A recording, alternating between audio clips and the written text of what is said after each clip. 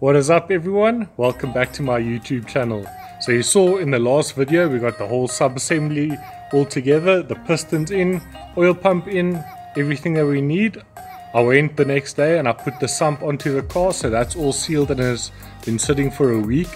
I've got no stress that that's not going to leak at all. Today we're going to start off by heat wrapping the downpipe from the turbo. I'm going to do it now while the head is off, otherwise I'm going to suckle a bit while the head is on to get at the back of the motor. Once I've heat wrapped the downpipe, we'll clean off the block surface, we'll put the head gasket on and the head, bolt that all down and torque it, and once that's done we can get onto the turbo. Stick around and I'll show you what I'm about to do. Alright, so over here I have the heat wrap soaking in some water before we take it out and put it on the downpipe. What I'm going to do is unroll it, let it all soak properly, and then what I'm going to do is wring all the excess water out and then we'll put it onto the downpipe. There the new head bolts are, new head gasket and the head. So once that's all on, I'll get back to you and walk you through the next steps.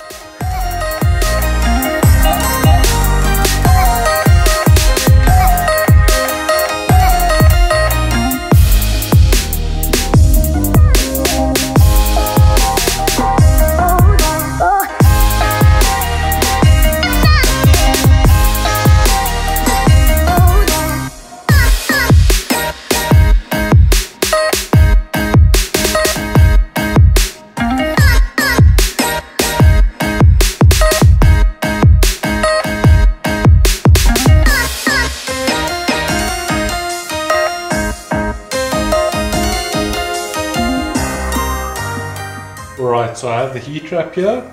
Don't want to touch it too much without gloves on. I've wrung all the excess water out of it. I'm just going to open it up and let it sit here for a little bit while I prepare everything else. So I'm going to set you guys up over here and you can watch while I wrap that downpipe.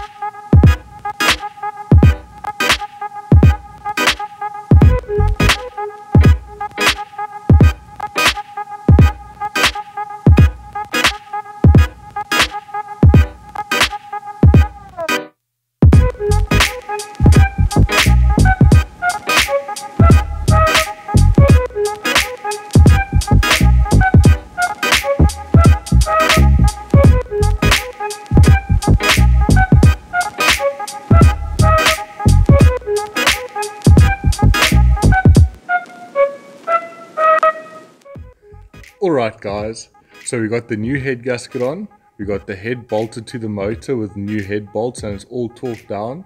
The tappet cover's been fitted and I've put the turbo and downpipe on. I'm going to carry on fitting the rest of the parts and I'll get back to you once I'm done.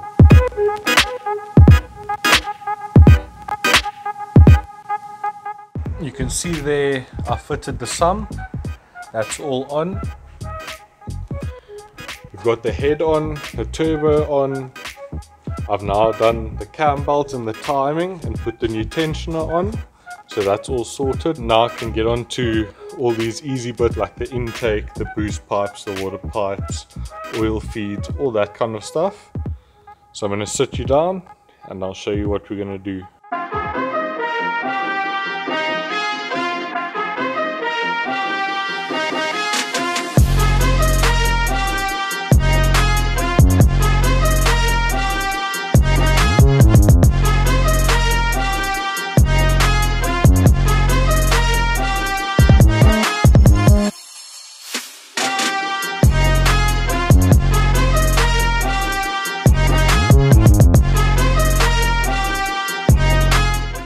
Alright guys, so this is where we ended up today. I didn't record the last bit because of the small things like putting hose clamps onto the oil drain and routing water lines and that kind of stuff. But I'll show you now how far I've gotten. I would say we're about 70% of the way there. I need to go to the shop and get some spark plugs still and some new O-rings for my injectors. Once we've got all that stuff, it's just some fuel, make sure everything's finalized. I would say possibly the next time I come through, as long as I get all the right parts from the store, I'm pretty sure we can try give it a first start. Let me show you what I've gotten up to. Okay, so as you can see, everything is pretty much in. I just need a few hose clamps. This I need to cut around there and then rotate it and re-weld it. I do have a TIG welder over there, so I can weld steel and aluminium.